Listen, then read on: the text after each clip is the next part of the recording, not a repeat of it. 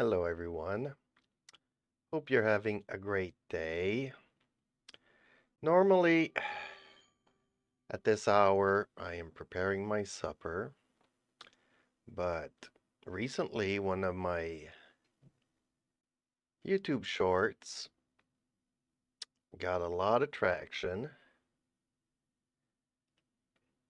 and the topic of that short was as a regular citizen, taxpayers, I wanted to know where our money is going because I am just baffled by everything that is currently going on. Now, don't get me wrong. Normally, I don't cover politics because there's too much division, there's too many opinions, there's too many shades of gray to cover, and it's really hard to get a consensus from the general public. But sometimes I just have to wonder where all of this is going. Yes, I'd much rather be talking about entertainment. Unfortunately, Hollywood decided to put a couple of strikes in effect, and the past 6 months, if not the past 10 years, have been mediocre.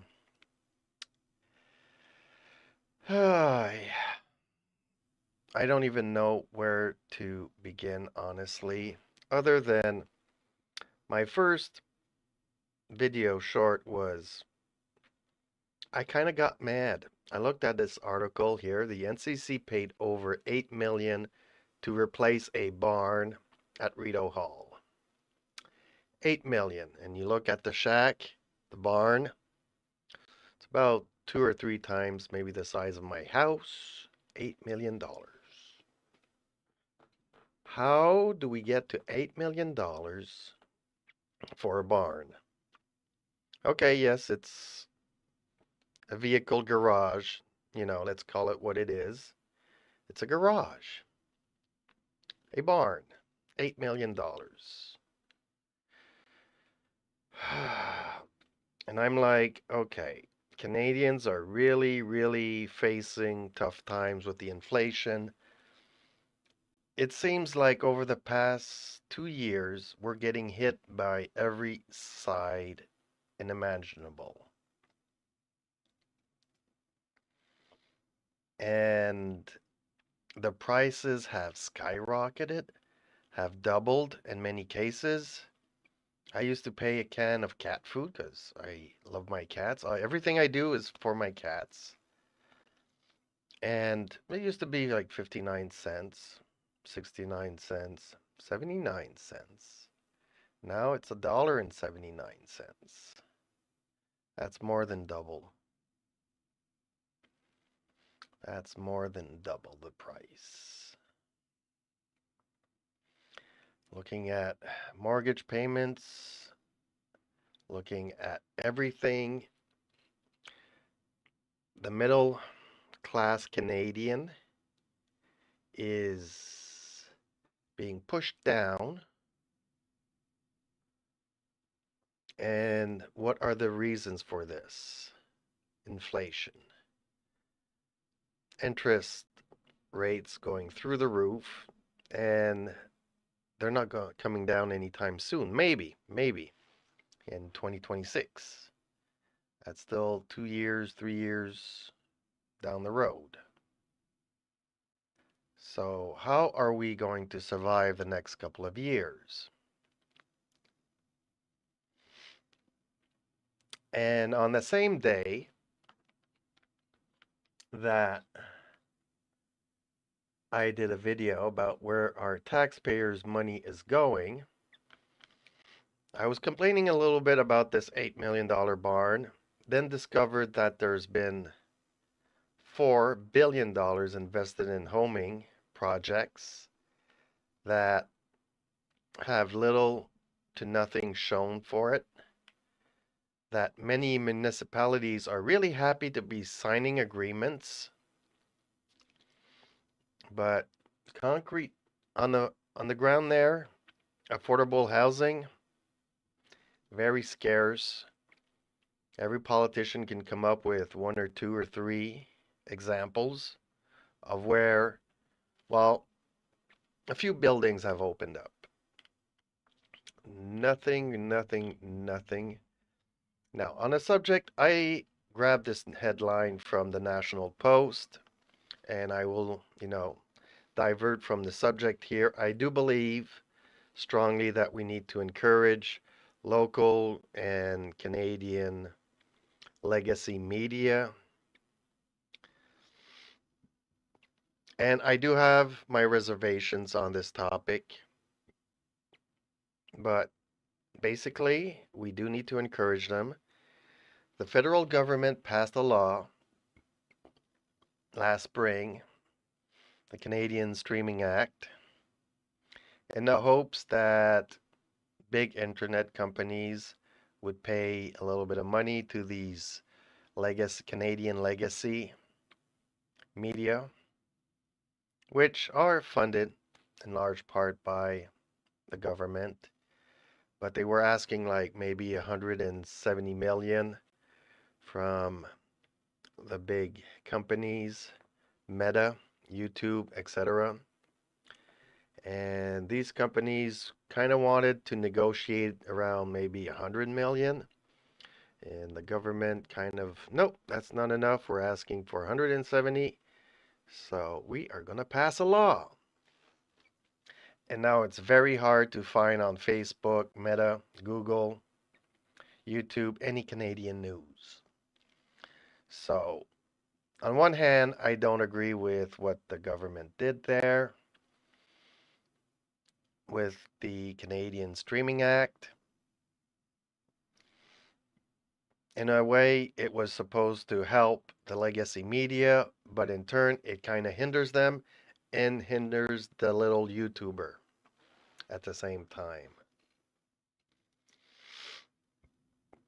So I do believe that we do need to encourage local media, but all these restrictions are definitely not helping us. So that was just the little side street that I wanted to take here on the topic because this is an article from the National Post. $8 million is what blew the gasket for me for a barn.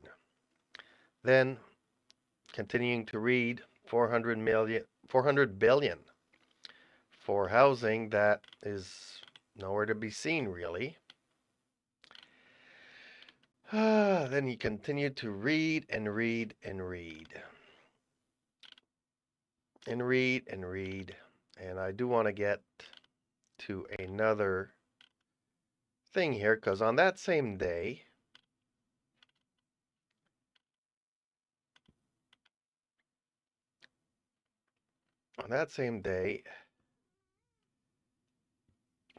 our federal government closed down an inquiry.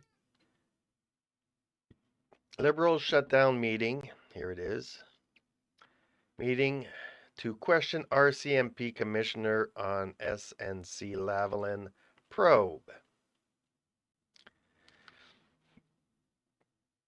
We're just wondering what's going on here.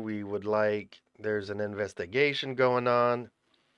Apparently, some documents were asked for, not received. We want to know what is going on there. There might be some ethical questions going on. And it's not as if the RCMP commissioner wasn't there to answer these questions or to read a statement. He showed up. Members of the committee showed up. Members of the inquiry showed up. We are all of our taxpayers' money paying. Hopefully, maybe we can get an answer. And nope.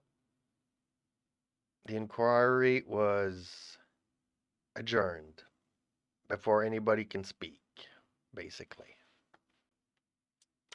So today, the opposition asked our Prime Minister to answer the questions as to why this happened. The Honourable Leader of the Opposition. This Prime Minister is neither worth the cost nor the corruption. We know that he illegally interfered to block the criminal prosecution of a multinational liberal link corporation that had stolen from Africa's poorest people.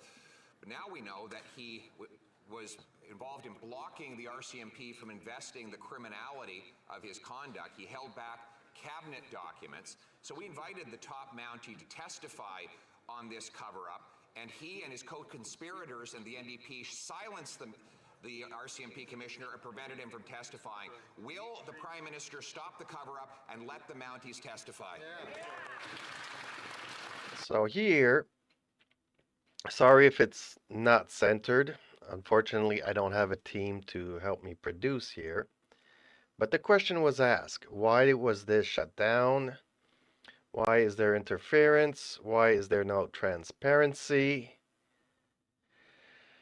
And so basically, let's find out what our Prime Minister will respond to this.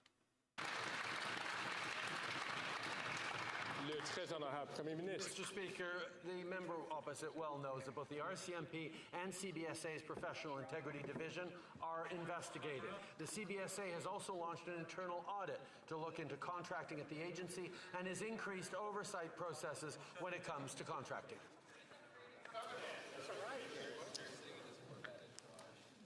Okay, so I might not be... Everything's being investigated, everything's been being looked at, and yet we are closing down inquiries. So on one hand, oh yes, things are being looked into, but then we're shutting down the resources we have looking into these things. I'm confused here. The Honourable Leader of the Opposition. Mr. Speaker, the question was about the SNC-Lavalin criminal investigation, not the ArriveCAN app criminal investigation. I can understand there's so many criminal investigations he can get confused sometimes, but he sure managed to know enough about them to block from any scrutiny. He deprived the police of cabinet documents that may have led to criminal charges against him, and now he's depriving a parliamentary committee from investigating it. The question is, yes or no, will he let the commissioner of the RCMP testify about his blockage of cabinet documents in the criminal investigation of the SNC-Lavalin scandal? Okay, so I kind of agree here. There's so many scandals going on, and it's very easy to redirect. Just, this week, a shooting here, a shooting there, which makes headlines. We have this war going on between Hamas and Israel. We still have this war going on with Russia and Ukraine. Brothers and sisters and neighbors at each other's throats. And I mean, okay, there might be in criminal cases, investigations, criminal, allegations here and there. I don't really care for, well, accountability is important. I just want to know the facts and how do we correct the course? How do we make this better? How are we going to get through this? Can we talk about it like adults? Can we stop bitching at each other as if we were kids in the schoolyard? Maybe it's because I'm too old. Let's see here what... The Right Honourable Prime Minister. Opposition leader is bringing up matters that were duly settled 4 years ago. It's obvious that they have no vision for the future of this country, no plan to move Canada forward, and nothing to offer Canadians except cuts, austerity, and partisan attacks. Well, I'm looking at the current spending and I kind of agree that cuts, we need to downsize government. We've been saying that for 30 years and the opposite has happened. And we have less and less money in our pockets as a general population of the middle class. And let's just know the facts. We need to know the facts. Yes, I understand that people might be criminally responsible for certain things, and that's not a good thing. So, yes, it's one thing that we are aware that there will always be corruption. But something that's supposed to cost $1 ends up costing $1,000. We need to know, whoa, we need to kind of put our heads together and change this because this is not acceptable. Instead of costing $1, it costs $5, it costs $10 is one thing. When it ends up costing 1,000 more than what it was initially thought or predicted to be, we need we need we need something else, folks. L'honorable chef de l'opposition. Well, one thing we will cut is the ArriveCan app. The matter is also under criminal investigation. It was an app we didn't need, didn't work, and was about 500 times more expensive than it should have been. We now know that one of the contractors that got paid submitted detailed documentation on a company that didn't even exist. We know the Prime Minister blocked criminal investigations into his SNC-Lavalin scandal. Will he agree, yes or no, to cooperate with the police in the ArriveCan criminal investigation? Okay, so now there's another investigation, the ArriveCan application. During the pandemic, yes, we will always be pushed into this emergency situation. Having said that, it is not a blank check that we are handing over to people. We need to get away from this. He just mentioned that it cost like 500 times what it was initially supposed to be. And that apparently we gave the contracts to companies that don't even exist. People, please, please help me make sense of this.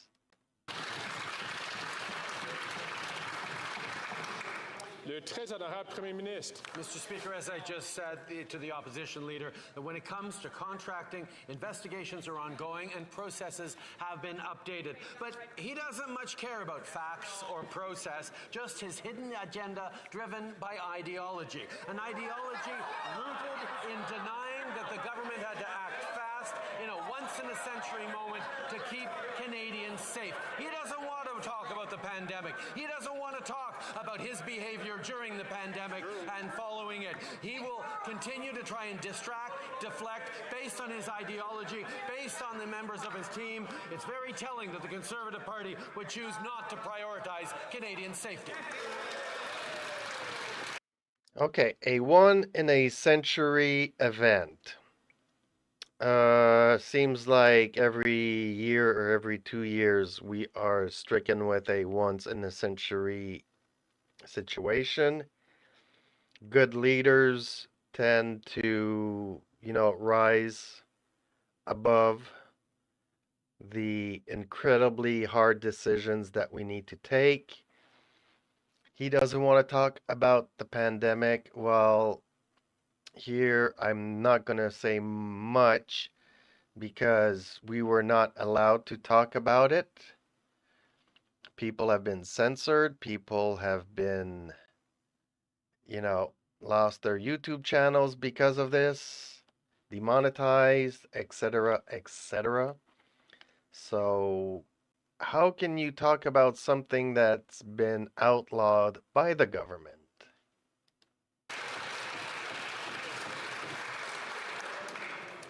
L'honorable chef de l'opposition. He accuses me of distracting. The question was about the criminal investigation into the ArriveCan app. And what does he do? He tries once again to divide Canadians in order to distract from the costs and corruption that he has imposed upon them. So I asked a very simple question. We now know that a program he created is under criminal investigation. Will he, yes or no, cooperate with the police?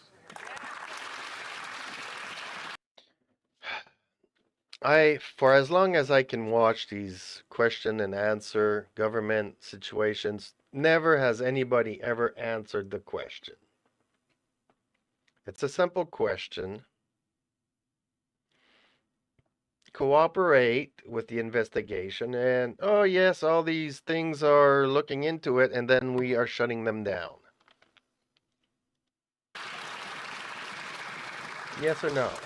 Le très honorable Premier ministre, Mr. Speaker, as I said, both the RCMP and CBSA's Professional Integrity Division are investigating, and the CBSA has also launched an internal audit to look into contracting at the agency. But once again, Mr. Speaker, when the Leader of the Opposition talks about dividing Canadians, he doesn't actually want to accept that over 80% of Canadians chose to get vaccinated during the pandemic.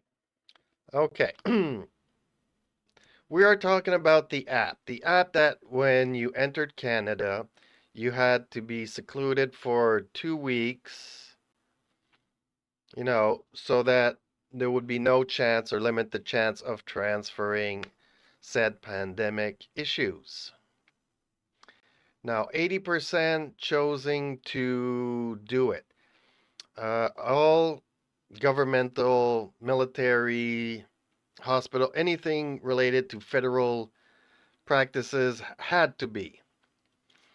Then companies followed suit, forcing employees. I've known of many people. The first shot was okay, and the first shot was not so okay. They had, side effects to them. And then people during the second vaccine got, a couple of minor side effects. Saying that people chose to, a lot, I'm not, okay, like 40%, okay, maybe, I don't know, I'm just, speculating here. But another 40% was kind of forced into it because they didn't want to lose their jobs. So 80% chose to. I mean, we are way beyond the app that everybody with common sense would isolate themselves for 2 weeks. It's just common sense to limit, if you did have it, to find out if you did have it and to lessen the chances of it propagating. That's a good thing. But the app itself, okay, if it was a $2 app, okay. But when it becomes a $500 million app that was supposed to cost $2 and turns into millions, and then you see all these people getting 10 million here, 10 million there. What did they do with the app? Nothing. It was a hot potato that they gave on to the next one and to the next. And everybody passing this hot potato got paid for passing a hot potato and not dealing with it. Do I have the right as a citizen to wonder what is going on? And I will end my show here by just wondering, now that we know that there is a huge mess. Okay, let's say there's elections and this prime minister is gone and the opposition gets into power. How does he not quit his job after a week? When you get into the office and you see the mess in front of you, how do you not quit the job? How do you go about rectifying the issues? There are so many of them. I mean, as citizens, of Canada, we need to realize that we are in for very, very hard times ahead of us. And we are going to have to get together and help one another get through this. But we need a plan to get through this. Cutting here and there is not necessarily the solution. I definitely think that more power to the people, tax breaks, and so on and so forth, less government interference in everybody's small business, medium businesses, less taxes. Let's do more with less. Let's downsize government. But that's just my opinion. That's just my opinion. I do think we need to work together. I don't want to think about the alternative. But like I said earlier, the world seems bent on getting at each other's throats. I don't think that's the solution. Finding somebody guilty when, I mean, corruption has been there since the beginning of time. But I remember when stuff was still getting done. Yes, it would cost twice as much or three times as much as initially thought it would. But stuff was still getting built. Infrastructure, hospitals, schools, all of this was functioning. Now, none of it is functioning adequately. Everything seems to be out of control. How do we get it back under control? I pray and I hope that reasonable people can sit down and talk and tackle these issues and find some compromise, find some gray areas to work this out. I hope that I make a little bit of sense here, but that's my opinion. There's a comment section. Let me know yours. And hopefully tomorrow will be a better day.